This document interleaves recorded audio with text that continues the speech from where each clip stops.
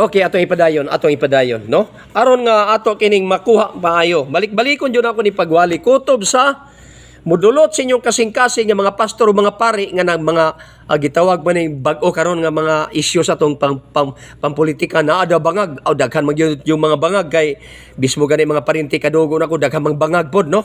Mga bangag ba mga negosyo ni Satanas ba aron hiluan mga utok sa mga tao aron moadto tag impyerno. Okay? Kining word the Yahweh Elohim and the sacred name about the word nga Yahweh Elohim and the Yeshua Messiah. Ang Israel gayud ang authorized nga mungalan kay didto na tao ang Mesiyas, si Yeshua niini.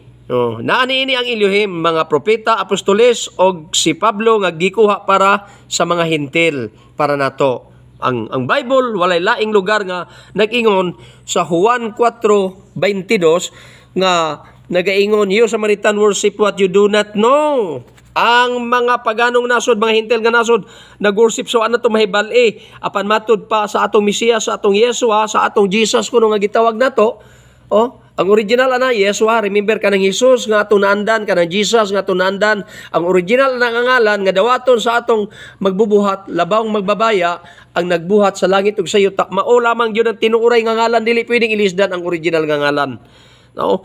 Matud pa sa Mesiyas, we worship what we do know. For the salvation is from the Jews. Ang kaluwasan gikan sa mga Hudiyo. Nganong isalikway man nato ang ngalan ni Yeshua? Nganong di man nato itludlo sa atong mga simbahan?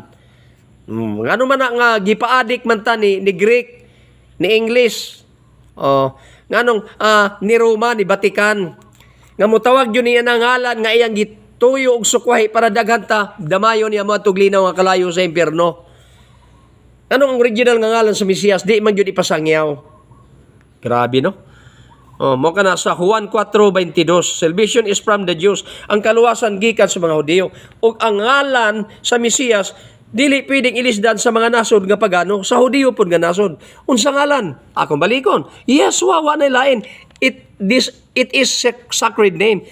This name is sacred or sacred. Sacred name, sacred name.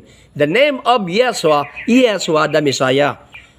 Simple lang, balik-balikon ako. Buhat Kapitulo 1, versikulo 8. But you will receive power when the Holy Spirit comes on you, and you will be my witnesses, and you will be my witnesses in Jerusalem, and all Judea, and Samaria, and to the ends of the earth.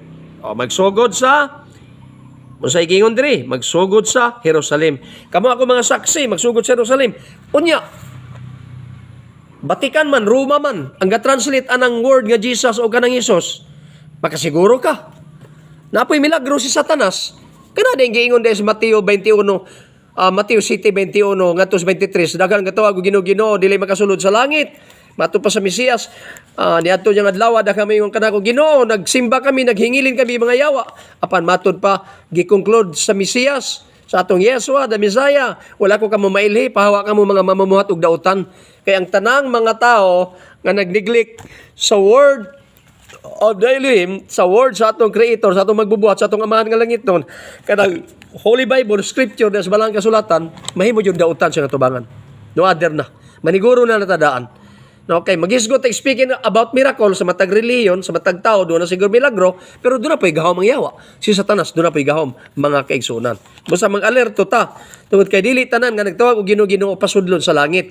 Siya giingon, Mateo 7:21 ngadto 23. Daghan niya mutawag na ko Ginoo, apan dili sila kadtog langit ngano man.